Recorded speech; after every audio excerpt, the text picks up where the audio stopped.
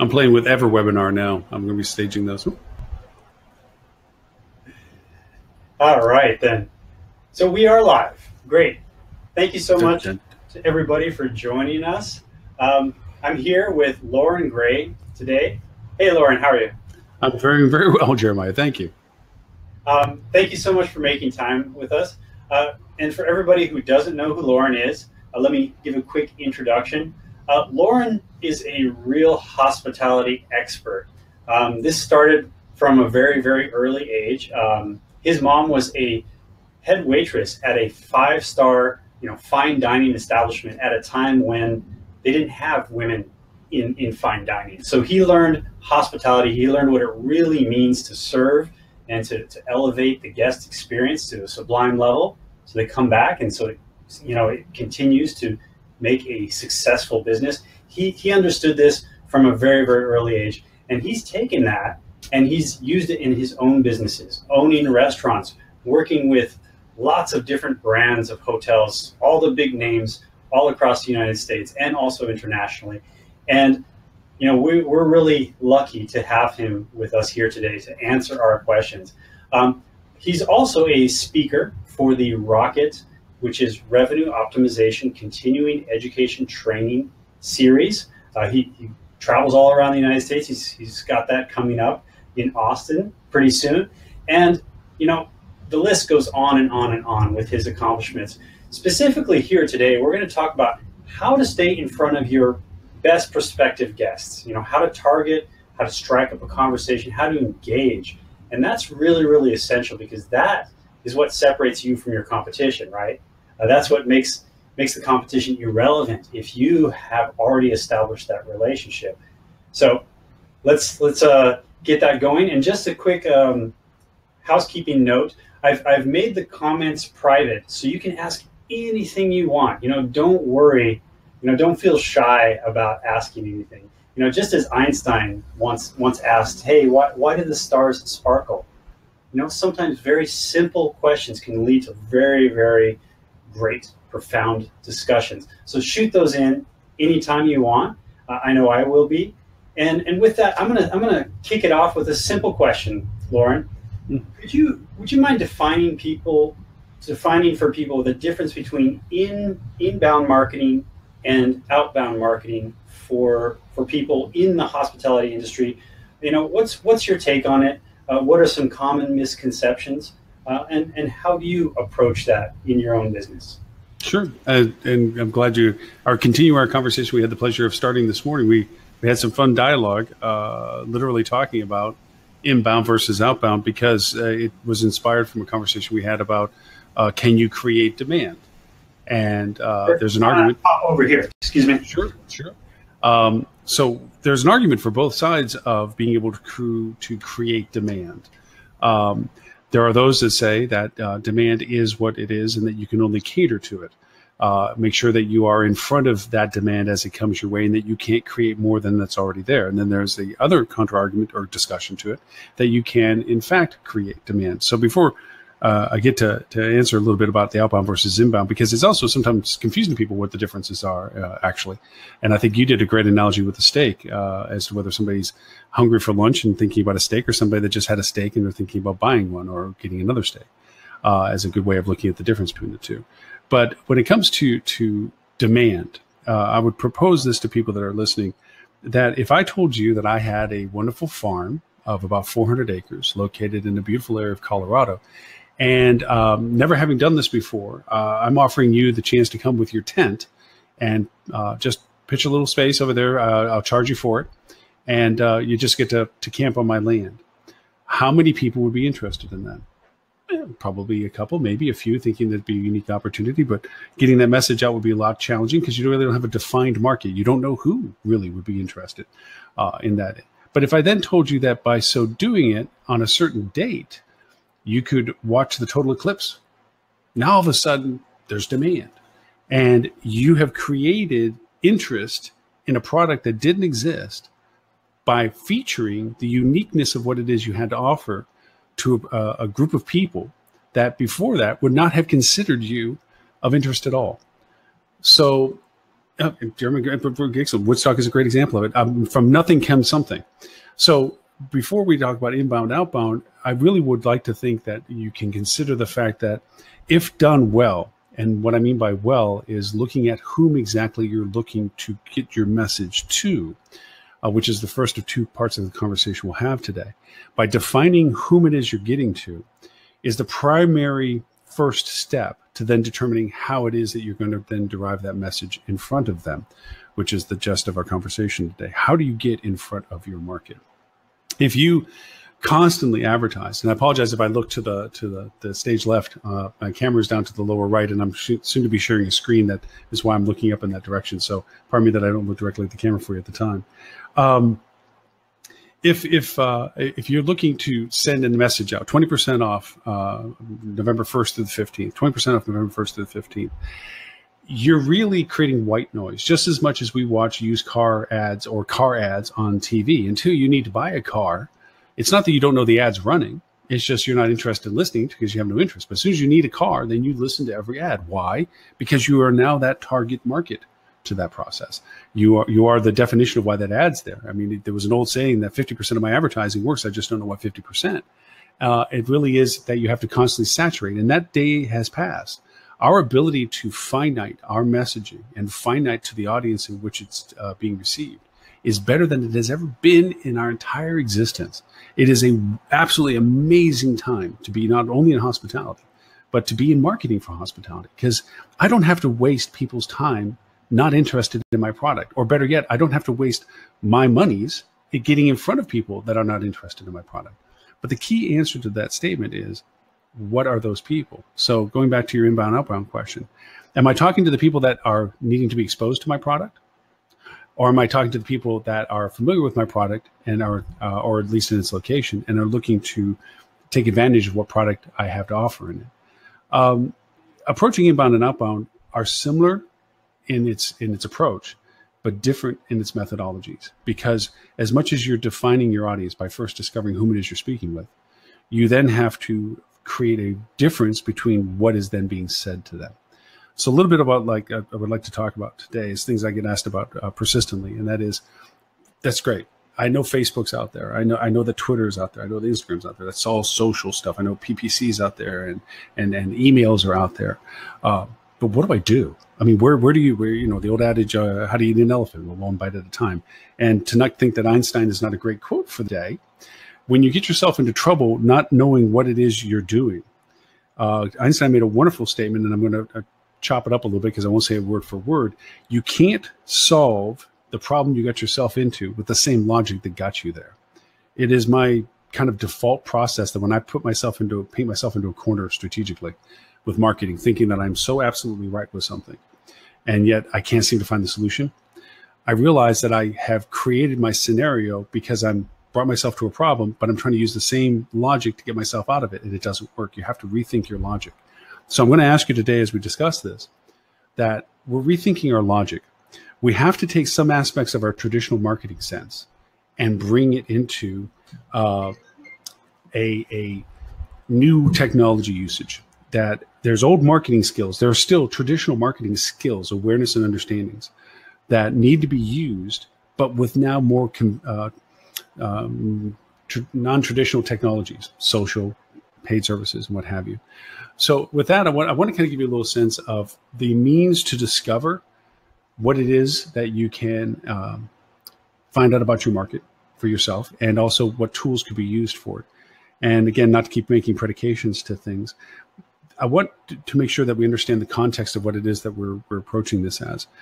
There is two forms of discussion that I have with many colleagues and with clients as to, well, shouldn't I just have an agency do this, or shouldn't I have a third party do this? And I absolutely, being one of those people that do this service for hotels, is of course you do. But I believe honestly and fervently that you need to have a lay of the land. You have to have an understanding of what it is, the capabilities of all these things, to understand what to ask for services. And what I mean by this is, I'll use my own personal experience working around the house. I'll change a light bulb, but I won't install a ceiling fan. Now, that's because I know my limitations. I know that I am not knowledgeable enough in electricity and breakers and wires, as much as I feel myself an intelligent person, to feel safe in making those kind of fixes and changes. But as for a light bulb, I do have the awareness of knowing how to shut it off and make sure the light bulb gets replaced and then turn it back on or what have you. And the same too goes for marketing. You need to understand your landscape for marketing, what Facebook could do for you, what social in general could do for you, what paid services can do for you, so forth, to decide when it is necessary to bring in a professional. And so I am a very huge advocate of using some small tools, proof in performance. I never asked, when I used to run hotels, for monies on something that was unproven. I would start very small with whatever resources I had to validate the idea that maybe outside catering was viable, because I was able to use interior equipment to do an outside catering job. Now, would you please give me XYZ monies to buy exterior catering equipment so that we can expand that level of business, because I proved that the business is there. The same too with marketing. Sometimes you're sitting right now during budget season or close to coordinating the end of budget season, making it clear that you need to expand your marketing strategies. And you know that there's all this out there, the social and the pay performance and everything else like that. And yet you have to have that provability, the people that have the checkbook. You have to be able to show that if I spend X amount of dollars in Facebook, that it's just not money's being thrown down a hole with an inclusive process to it. So sometimes exploring with the fundamental things, the base level things, to show that there is value to this, and then using that to validate your argument for larger finances, proves to be a very powerful thing. So that's a little bit of what we're going to be talking about today, because I get these questions almost incessantly. There's always this learning curve, and people feel almost relieved when they have the chance to ask questions. That sometimes they just need to be able to ask the mundane. There's no bad question. And to Jeremiah's point, that please, whether it's a quiet chat room or a private chat room, ask. This is the chance. This is not a structured presentation, as you can tell by me talking right now. This is an objective presentation. We want to get somewhere by the end of this, but the process and the pathway that we're going to take to get there is really going to be reliant upon questions that come up or topics that seem to be of more interest. And we're going to get to that conclusion at the end, but how we get there is entirely up to your engagement as to what questions you may have about this. This is a chance to ask those questions without having to pay someone like me to be sitting in front of you asking them. So please take advantage of the opportunity for that as we kind of dive around. I'm going to go over and share a screen of a deck that I put together in very loose form. We don't have to go through every image, and we don't have to go through every slide, and we're not even going to stay on the slides. I have a few tabs on my browser that I want to bop around to kind of give you some examples of some usabilities and so forth to that. So with that, I'm going to go over and kick over to my shared and change over to this for right now. And Jeremiah, since I have you on the same split screen, I'm just going to leave the tiles up as are for right now. One thing I do want to point out, that marketing isn't about the message, it's about the right moment. Google does a wonderful job of this, talking about micro moments. And micro moments are those times where you need something at the moment that you need it. If you have a flat tire, you need a tire repair. If your refrigerator breaks, your refrigerator needs to be repaired or something, then you're looking for a refrigerator replacement or repair. Those are micro moments. Those things are critical for your marketing decisions, because it's not just about demographics, location, profiling, and historical relevance to your customer client base. It's about knowing when somebody would be potentially interested in what you have to offer at a time that they're most interested in offering. Now, I apologize. I'm going to slide back to the screen share because I'm going to split off this slide here real quick so that you don't get the infinity look. And that way I can keep an eye on if Jeremiah has something pop up that I'm unaware of. And he has something to say where I don't see on the chat room. So there we are. All right. So with that in mind, I'm going to go over and pop this up. This is from a movie that's a little ways back, but it's a Tom Cruise movie called The Minority Report. You may or may not remember it. Actually, it's since 2002. That's how far back it is. But it was very forward-looking as to what our future world could be like. Why am I seeing my email on that screen? Let me go back to making sure that this is shared correctly. Pardon me for a moment. I'm going to take off the shared screen since it's pulling me back to my tabs that we don't need to use. There we go. And with that, I'm going to go over and share correctly our other screen. Here we are. And there we go. Sorry. Technology is always great when it works. So there we are. Anyway, so with that, Minority Report 2002, one of the 4 things that, just to give you an idea why I picked this out, is we're going to talk about what marketing is today, what you have to do today compared to what you've done in times past. And if you would, Jeremiah, make sure that the audio plays. So if I start this and the audio doesn't play, let me know, and we'll just surmise what it is I was going to play for this. So with that, I'm going to do this.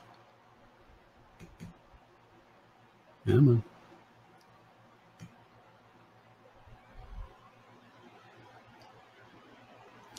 And we'll do this.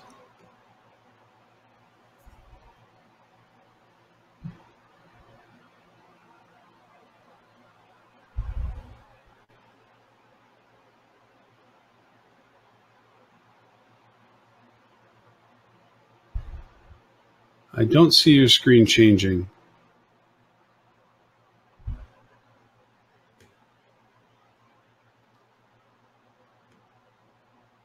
I don't think we're seeing the screen change for you all. Let's go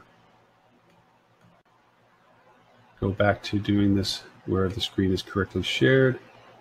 We'll do that. Let's see if that will work for us. There we are. Let's make this work.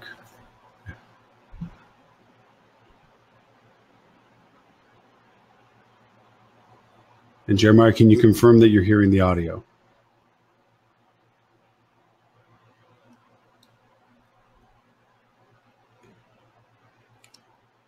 No. It's muted? Okay. Let me tell you a little bit about what we're looking at since we can't get the audio over for you. I had this problem before, and my apologies. I thought I had a solution that didn't work through.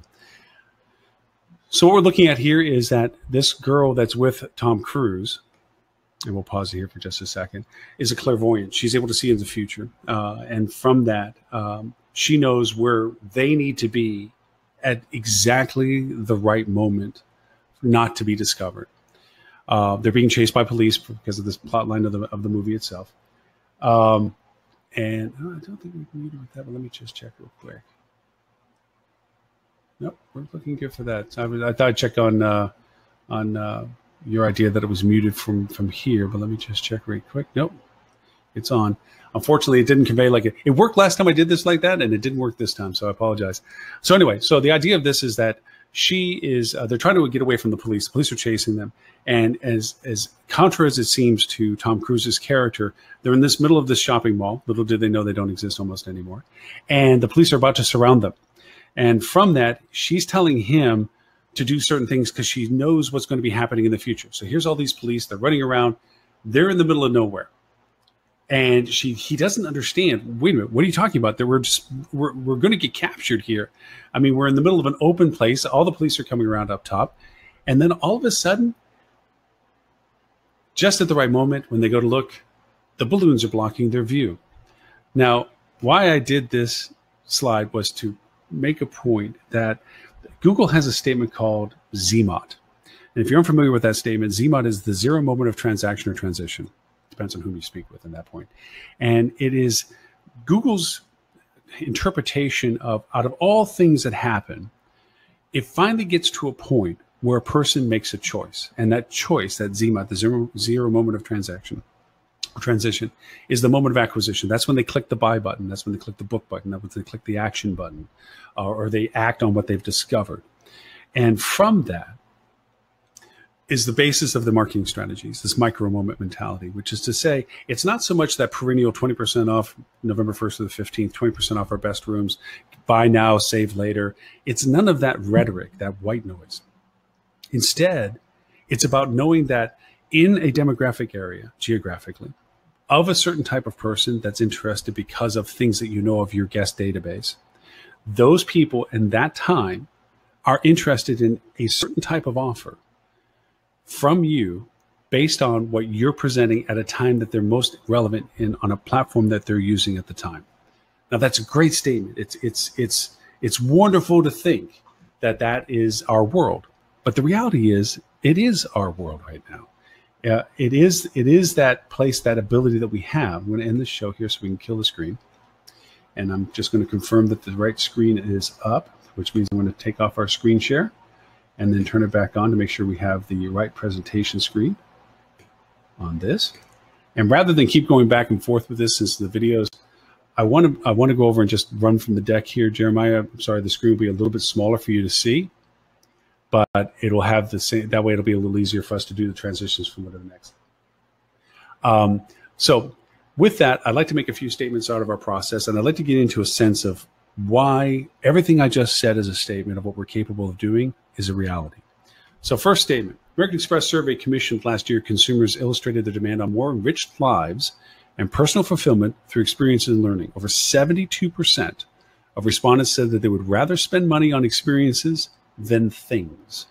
Further, 88% said travel is the #1 dream on their life's bucket list, ranking higher than family or wealth. Now, I know I read that quick. That's why I'm leaving it on the screen. But I want you to think about that for a moment. Culturally, and I'm going to only refer to the U.S. domestic at this point, has been the American dream of the white picket fence and a small home ownership and family around you and quality of life associated with that.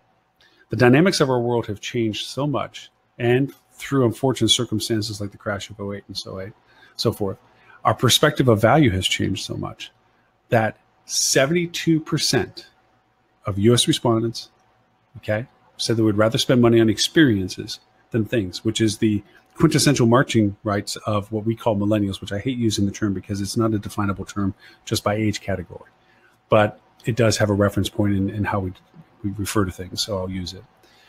And it means also that 88% of those 72 said that travel is their life's bucket. It's in their life's bucket list.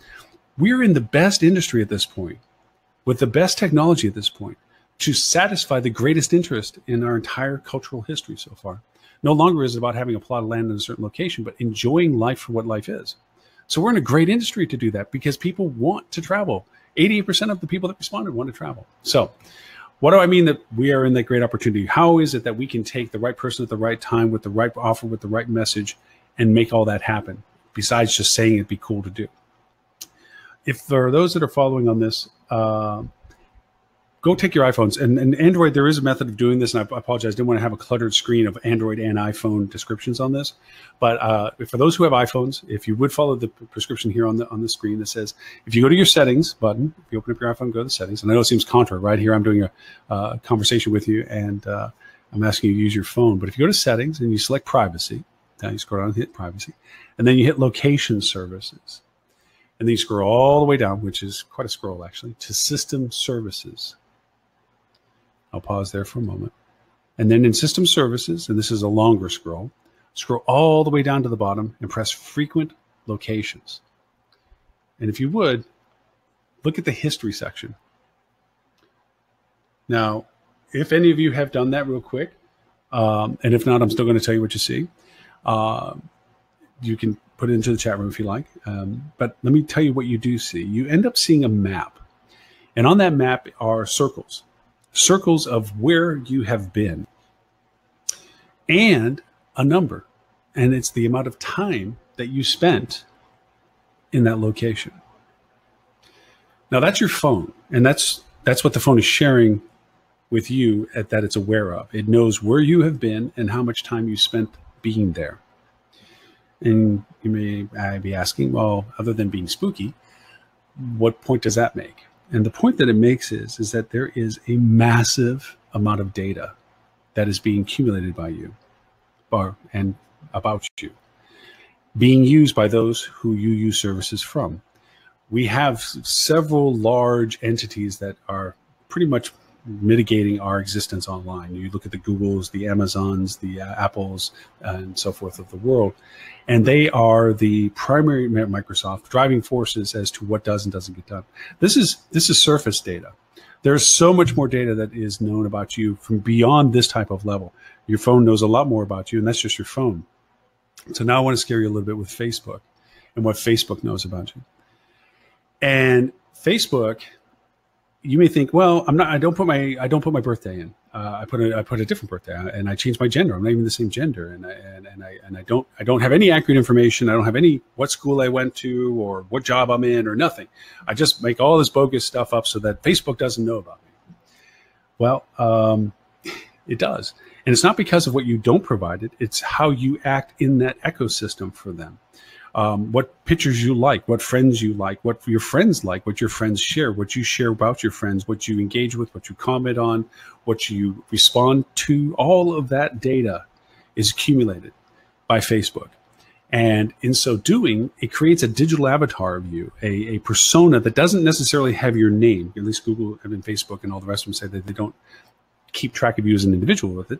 But I can tell you that my expression from a marketing perspective is the only difference between the government and marketing capabilities these days is that the government would know you by name and marketing knows you by who you are of what you do.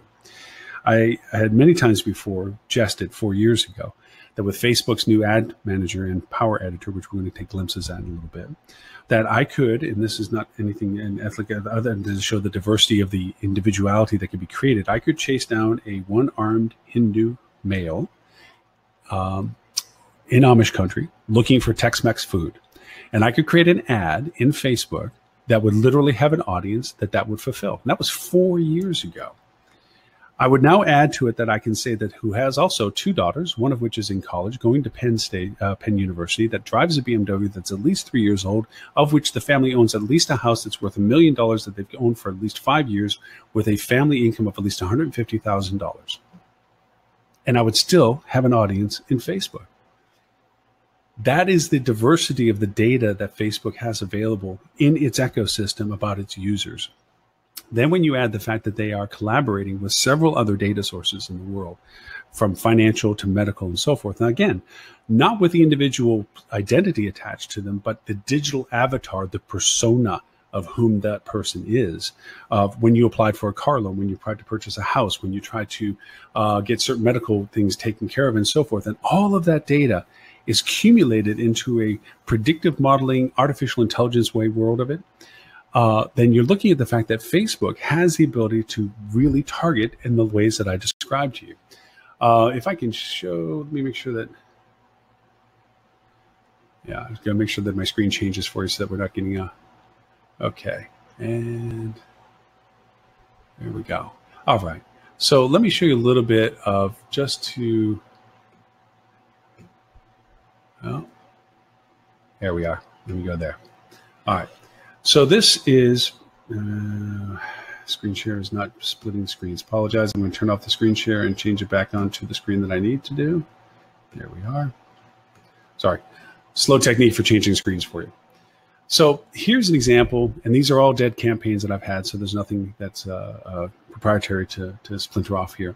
This is in the business platform of Facebook, business manager platform of Facebook. If you haven't seen something like this before, if you're not using this within the world of Facebook, this is what it looks like to be in Facebook's world when it comes to advertising. These are all old campaigns from previous clients and also different campaigns for things I've done. And in all of these, you have all the capabilities of determining whom it is you're creating audiences for, what message you're conveying to them, what creative you're creating for them. Let's see if I can pop one of these open for you real quick here.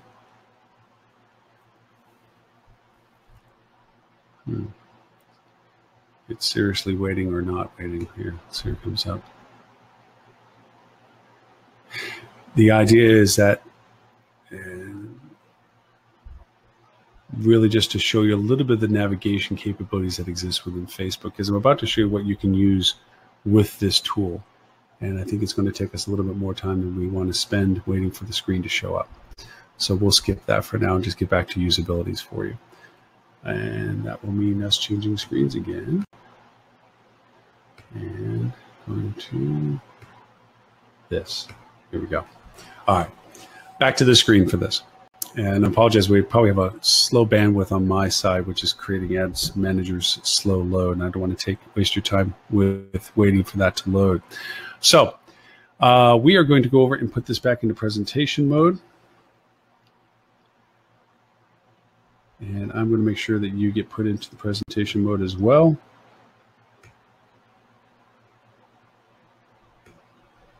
Here we are. All right, and we're going to advance forward. So let's give you some examples. Now, when I was talking about Ad Manager and tried to show you a little bit of the functionality within Ad Manager, there are some functionalities in it that we didn't get to display, but they are there, and I'd like to describe a little bit what they are. One of the most fundamental and usable within the Facebook world is custom audiences. And why I'm referring to custom audiences and lookalike audiences and Facebook in general is to answer the statement that I made of being able to be at the right place, at the right time, with the right message, with the right product.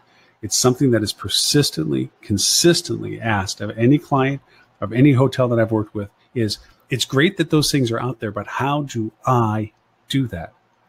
How do I make those things happen? Is it that I simply only can go to an agency who behind the curtain does this?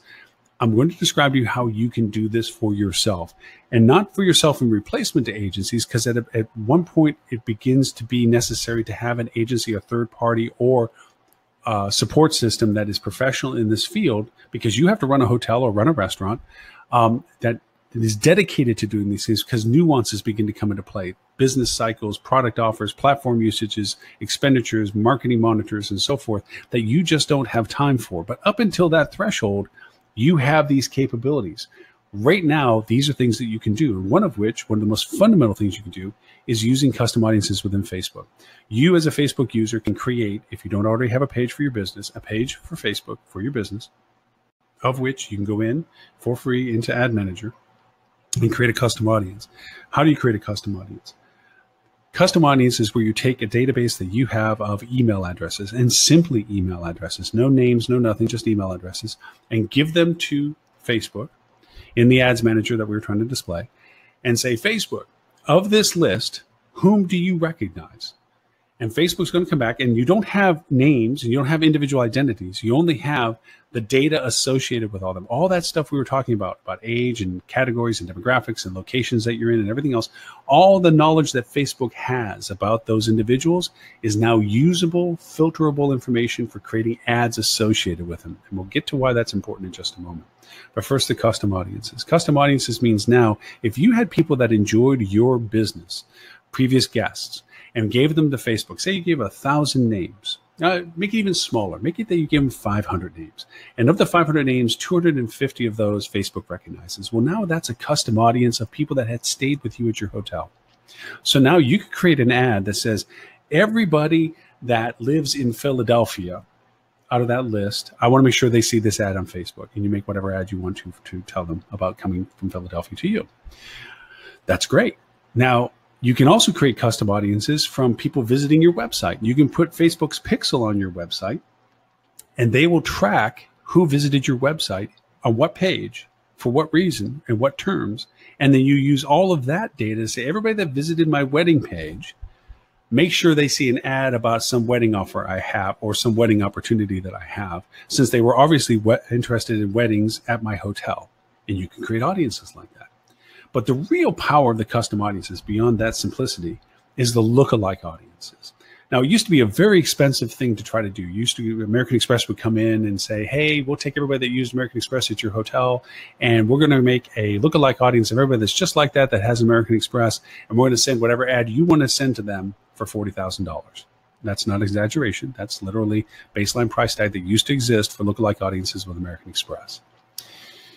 Well, now Facebook allows you to do it for free. Free being you create the lookalike, paid as to what you send them.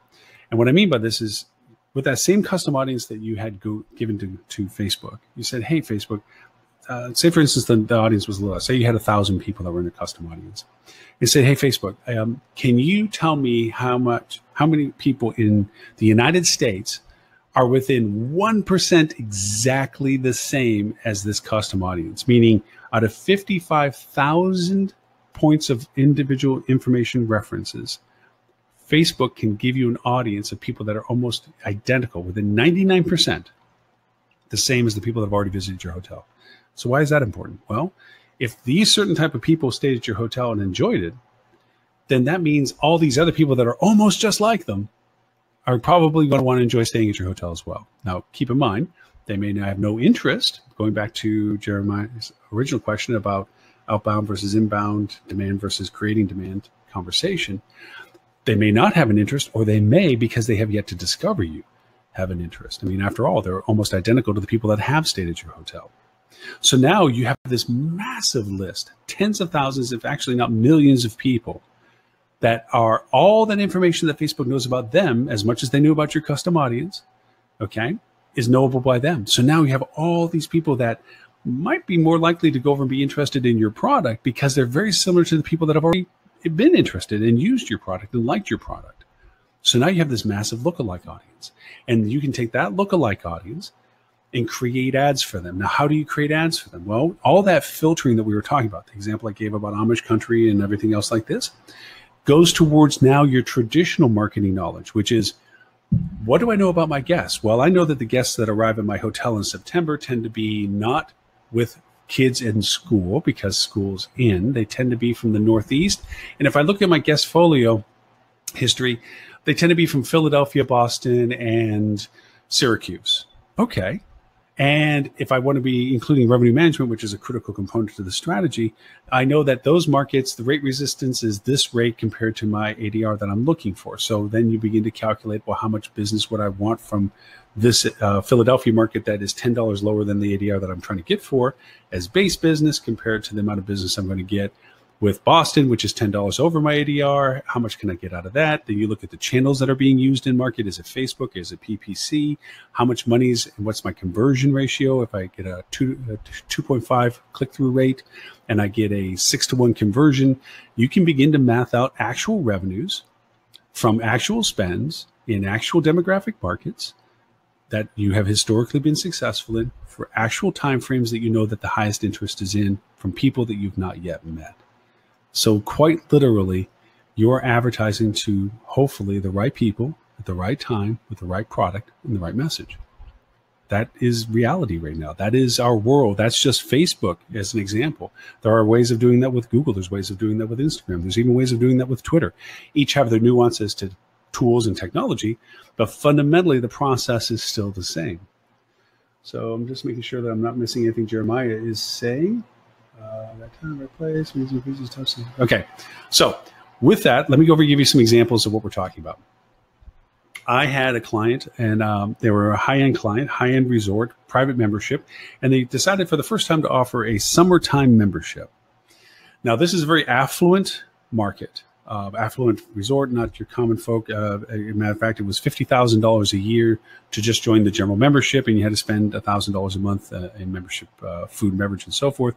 So not for the timid, not for the low income. So you would think, well, quite an easy market to target. If you're going to do a summer-only membership program, just look for very rich people that are somewhere in the area that don't mind spending that kind of dollars. Or better yet, hey, take your previous membership list and throw it in there and make a lookalike audience and send it to those people. No, we did, and it didn't do well. It did okay, but it didn't do much of anything.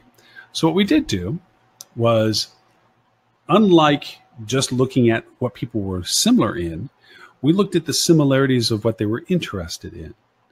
So everything's not always straightforward in some senses. So instead of just saying everybody that demographically is the same income as the people that we already have as members, let's go over and target them. Well, they may or may not be interested or previously have other memberships and they're not interested in this membership at this particular location. But we looked at what was of interest to the same categories of people. And what we noticed is they liked private jets, and they liked tennis memberships, and they liked boating memberships, and they liked certain areas of places that they like to visit, whether it be Aspen or Key West or other places that were of that genre that they enjoyed. And we decided that, well, what they like driving BMWs and Rolls Royces and Bentleys and so forth. So we made lots of ad campaigns that were really about people that like Bentleys in addition to the demographics, people that like private jets in addition to the demographics. And what was interesting is we found out that after spending only about $1,200, that people that like BMWs really like the idea of a summer membership. So it was more about not necessarily the demographics as it was the interest level of the person that was similar to the person that would be interested in the program. The nice part of it was, from that $1,200 that we spent, we made $200,000 from it. Awesome return. Now, does it happen all the time? No, but that's why this is an example, because it can happen if you structure it and focus it correctly. Sorry, I had a phone call in the background that I was trying to shut off to make sure nobody's in between us. Now, here's something for group business for people to understand. I know Jeremiah, I think, has referred to this in his writings and so forth. And it's a great example because it was a great success and it was a methodology that was the success part to it. The scenario is this. If you're a hotel, you'd appreciate this. 2 weeks out, you lose a 62% occupancy over a weekend. Now, this is a repeat group, and they had to cancel due to an unfortunate tragedy, so you weren't going to exercise the attrition clause on them because you appreciate their business year over year. This was not an expected thing on their part, and it was through poor circumstances, so you just wish them well and ask them to come back the following year. But you still have a 62% occupancy loss. Now, I speak at the Rocket as Jeremiah has mentioned, and this is revenue managers, brilliant revenue managers from all over the country. And I've been everywhere from Hawaii to New York to Vancouver and Canada even. And I get similar answers when I present this scenario to a room full of revenue managers. I'd ask, what would you do? What would you do? You're sitting 2 weeks out and you've lost 62% of your business. The general consensus answer is, well, unfortunately, we probably just have to drop our rate, hope there's still residual demand to market. Of course, we know that from those who have already pre-booked, the other 38% that's still there, we're probably going to get money back on the table because they're going to cancel the previous higher bookings and go for the lower rate that we had to push out there to generate any remaining demand. So we'll lose money overall. And they're mostly right, because that traditionally is the usual response to a scenario like this. It's too short windowed out. There's very little we can do to enact this.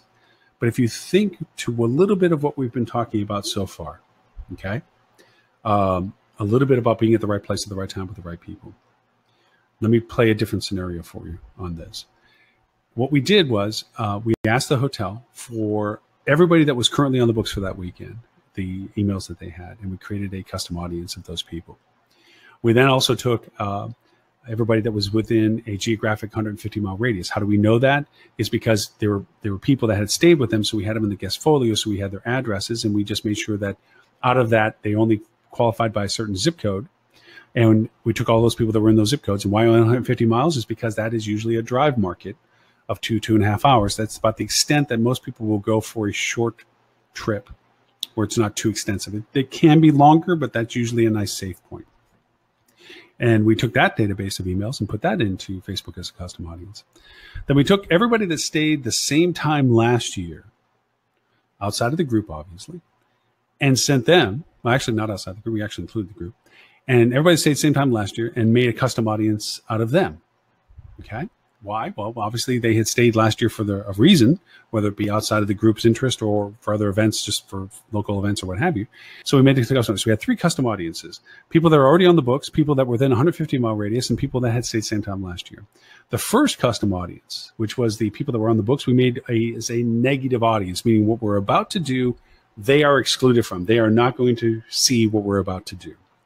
We took the group rate that we had lost from the group that was lost. We created an ad and sent it to the custom audiences that we did have of last year's same time and people within a 150-mile radius. And that's the process that we did. And that's the success we had. We sold it back out. Now, again, that doesn't always happen, but because it did, and it has come close to it in other circumstances, it's why it's in the presentation. Because now what you're doing is, rather than just saying, oh my gosh, wow, let's just lower the rate. Let's hope there's still some interest out there. We'll steal some business from our competitors because we're hitting the basement here. They're going to be mad at us, but hey, we lost a group. You know, what else we're going to do, kind of thing. This is what we did. And it makes a fundamental difference as to how successful you can be by making sure that the right message goes to the right person at the right time. So with that, I'll show you a couple more examples of some things that dumbfound me that they still work, but they are fundamentally to the same point that we're making about right place, right time, right message. I had to speak at Focus right a few years back, and at the time I was working with an ownership group that they had a hotel that was just up the road from them, and I lived near this, but it was a little far for the drive, being that I was the early 8 a.m. speaker. And so I thought maybe I'd just overnight at the hotel that the Focus rep was in, which was the Westin Diplomat in Hollywood. And so I called up, and their rate was $499 or something like that because of Focusrite being in. I'm like, oh my gosh, there's no way I'm going to have my ownership group pay for that. So I thought, well, hey, they have the hotel just up the road a little bit. Let me reach out to them, and if there's any occupancy, because we couldn't displace revenue available, then maybe I could just stay with them and just run down. And I call them up and say, hey, you guys sold out for the conference. And they said, what conference? I'm like, wow, you guys don't read reader boards anymore, huh? I said, the conference down the road at the demo. I said, no, we're at 60 some odd percent or whatever it was.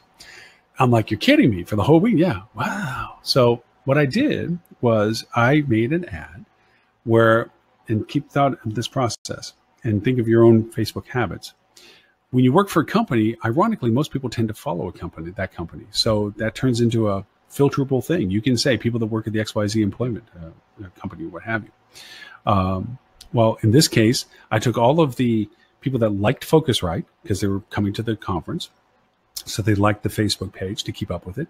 And everybody that liked the main sponsors, which were probably the people that were both driven by their own ownership groups to show up at the conference because, hey, they're spending some serious money to be sponsoring it. And I made a custom audience out of all that, and as a filter. And I went over and put this ad that you're looking at up. That says, hey, attending your Focusrite, enjoy 4 diamond serves just for $100 less, just 5 minutes up the beach from the conference. Well, the result was this hotel got sold out for the whole week, and several thousand followers in addition to it, because people followed that because that's where they're going.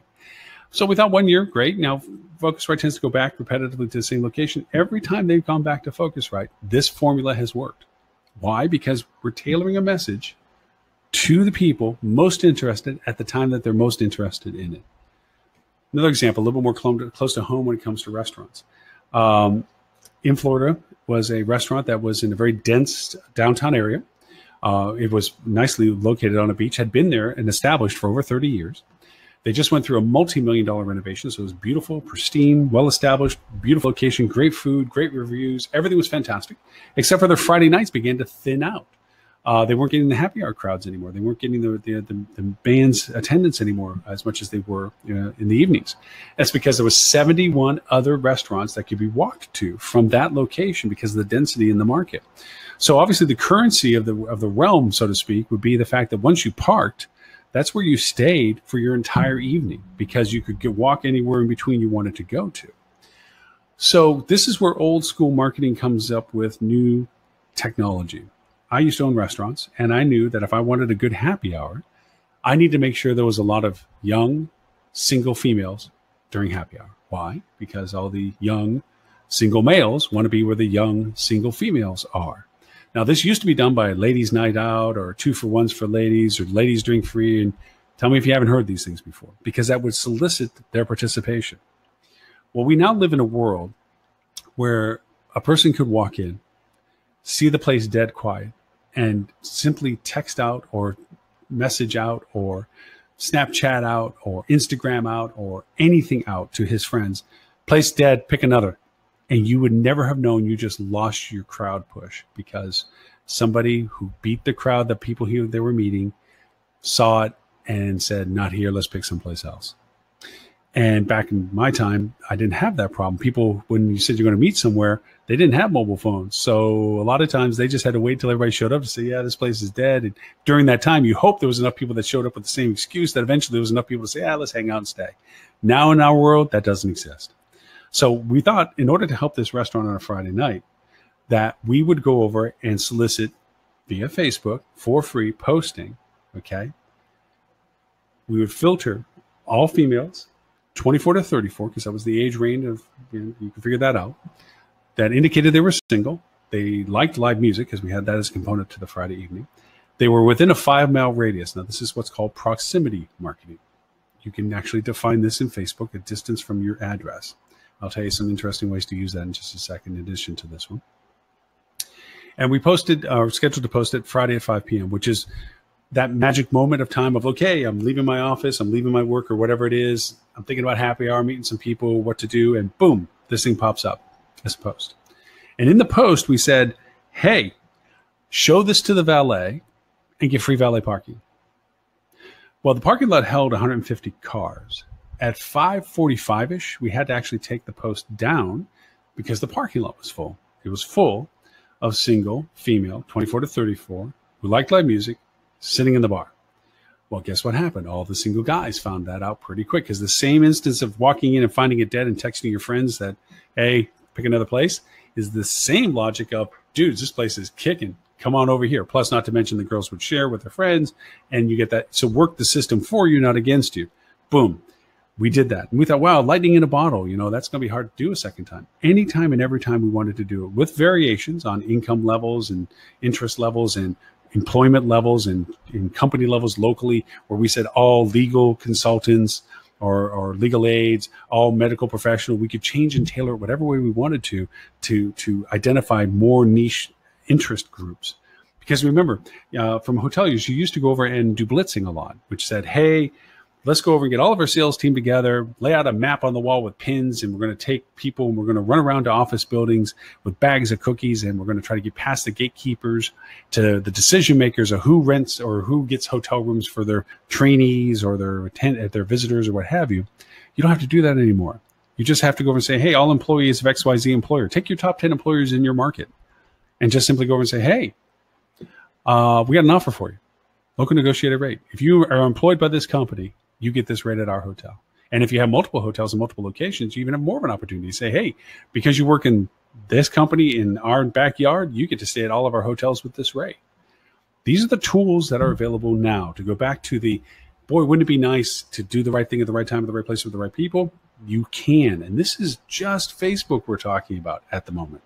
So you can imagine how when you start adding Twitter, you start adding Instagram, you start adding PPC, Google, Bing, targeted ads with those, meta search, the list of things and variety that you can do go on and on and on. Now, to that end, I'm not going to go into the 4 statements. We are running short on time. This is more about technologies coming to market, but I would like to show you some things to back up why it is not so intimidating to try to do these. There are service tools out there. There's products available, platforms out there that can help you with this discoverable process. This is just one I've been using recently that's fun. There's variations to this out there, but there's an affordable at the time. It was $39 to get for a lifetime. And it's called Adzula. And just to give you a sense, it's like, so we know video is going to occupy 80% of all traffic online when it comes to advertising, or all traffic period, by 2020, according to just about everybody, Facebook and everyone else. But even if they're wrong, it's still going to be a lot more as the years pass. So knowing how to do video and having video work for you is critically important. And maybe you're interested in creating small videos. They don't have to be $40,000 productions with photography agencies. It can be you and your phone. You know that your phone does great things like this. So say, for instance, you just want to get a sense of what might be something interesting to do. So say, for instance, you're a New York hotel. This is just an example of a tool. So I'm searching video, YouTube. I type in a keyword search, just, hey, New York hotels, tell me about videos. And it tells me rankings of hotels from viewerships, when they were posted, the channels that they're on, what they say about themselves, and you get to go play the video. So if you need inspiration as to what somebody's doing and that it's working, you can see how well it might be working. And you might see what it was for. You might see what they did. It might give you inspiration of ideas. And, duplication is the biggest form of flattery. So if you duplicate somebody's success, it means that you don't have to reinvent the wheel. Some other aspects, there are platforms like this that it can help you with optimizing based on your social platforms that you have currently. When's the best time to post? What you should post? What platforms to post on? All this kind of stuff is helpful for you. Whoops. Oh, I keep shifting things. My apologies. I got to keep changing the screen. I realized that we didn't have the screen. Let me go back and share the screen correctly. Apologies for that. Forgot that the screen doesn't shift with me. I'm on a Mac. So this is the tool I was talking to you about that does the best time, what time kind of stuff. It's called Amplifier. And then let me go back to the one that I had mentioned, but I didn't show you because I forgot the screen didn't change for us. And that is right here. My apologies. Let me get back to getting that on correctly. And there we go. And this is the video search I was talking about, Adzula. Like I said, this is where doing a YouTube search. I did simply New York hotels and then scroll down, and here you are. Here's a video that had 109,000 views. It was made 2 years ago, and it's about the Millennium Hilton, New York. So what did they do right? How did they get 109,000? Well, watch the video and see. And you can pick any topic you want. You can pick any keywords you want. You can look on Channel Explorer, which is a crazy tool to use. Web search. It gives you a source of research where you can say, wow, for everything Jeremiah is telling you about direct channel, about what to write and to whom to write, these are the methodologies. This is the processes that go on about getting the message, or at least researching what it is that you need to find. Because as much as Jeremiah can show what you need to do, there's still a content, an inspiration, or a spark to all of this that needs to be incorporated in this. And sometimes, rather than thinking that you have to reinvent the wheel from scratch, look at what's being successfully done already as inspiration or duplication. Why not? There is great video links that are in the deck that I'll be giving over to Jeremiah that I think you should look at as to what Facebook is doing in the world, what WeChat is doing in the world, what the methodology of this is, because this is all where science is progressing. There's a technology component to this. But I think pretty much all of this is where I wanted to go. Let me make sure I don't have any more screen shares to do with you. The ad manager. Oh, one more I wanted to show tool-wise. And this is a really fun one. And let me change the screen here real quick to show you what I'm talking about. This is a really neat tool when it comes to digging the ditch. And what I mean by digging the ditch is it's great to be aspirational. It's great to think, wow, right place, right time, right message, channel. Where do I start? This is where you start. This is one of many, so please don't think that this is an endorsement. None of these are endorsements. These are just usable tools. This one's called Promo Republic. And what it does is, based on the channels here I have, which are very extensive, it has trends. It has all these things that happen on a daily basis. So say, for instance, I want to know holidays based on days. You see all that goofy stuff that gets put up there. Oh, National Love Note Day or whatever. Here they are. Now say I want to do National Love Note Day. Boom. I can actually post from this. And if I want to add to it, if I want to stylize something, if I want to make a post with graphics and so forth, you have that ability of, you have the, when you post things, it keeps track of this. It creates a calendar for you, an editorial calendar, which we do not have time to discuss today, but it's a critical component to your strategy, is methodology of evergreen content and so forth. But Jeremiah has been great about making sure that those details get covered with you all as to the methodology of getting content out there and where to place it and so forth. These are the methodologies associated with the inspiration, the spark of originality that comes from it. So you have these type of tools that are out there, and they're affordable. It gets you to a point where once you reach a threshold where you're doing the basic stuff and validating the value that it represents, that by spending a certain small amount of money in Facebook has yielded great results like I gave you examples of, then that brings you to a point that you can go to, if you're not the decision maker, to the people above you that are, that say, look, I can show you the valid proof of why it's important for us to do these things, of helping our direct channels. And these are the questions that get asked all the time. When I'm in a C-level room, I get asked 3 questions. How much money can we make off of it? How much does it cost us to make that money off of it? And who else is doing it? And I always laugh at the last question, because it's a validation that if something goes wrong, they can say, well, other people did it too. It's kind of a scapegoat of the politics of large companies. To me, is if somebody's not doing it, it's just as interesting as if somebody is. The issue is if somebody else isn't doing it, it might also be for a reason. It might be the wrong path. So I stress over and over basic fundamentals. What is your product? Who wants your product? What channels are you using? And you can't only discover that until you begin to get on those channels and do things like take content and place it out there and do the things that Jeremiah was referring to on direct channel, direct feedback, direct engagement, information and content that's relevant to your product.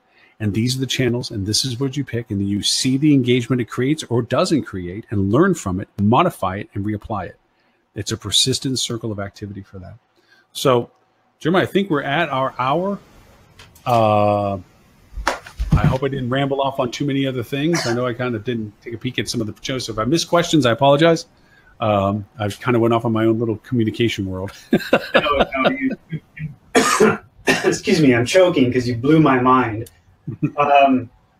Really, you know, this is $600 an hour kind of stuff.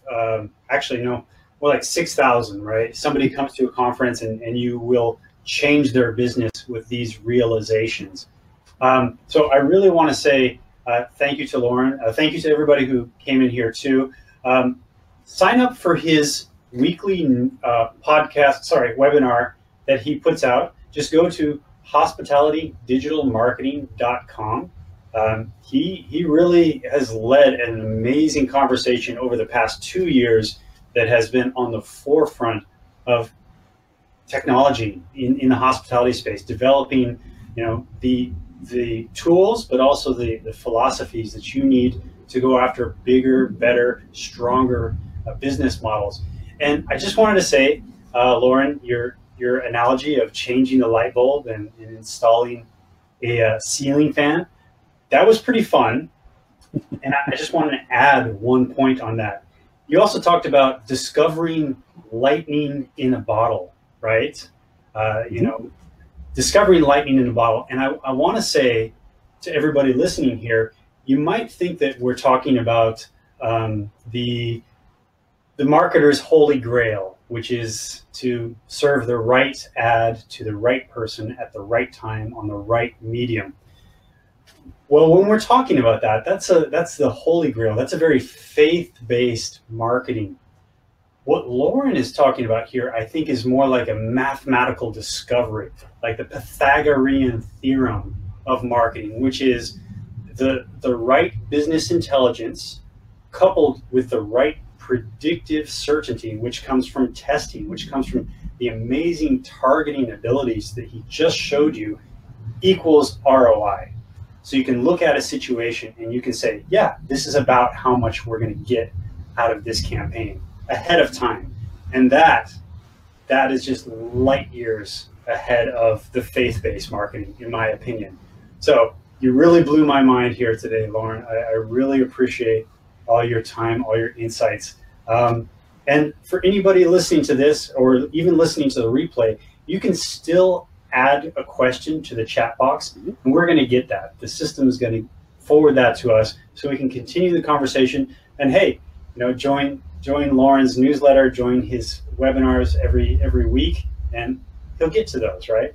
So again, thank you so much, Loren, for putting this together. I really appreciate it. Thank you very much for the kind words and the opportunity to be here. I appreciate it very much. Great. Thank you, everybody. Have a great day. Bye now.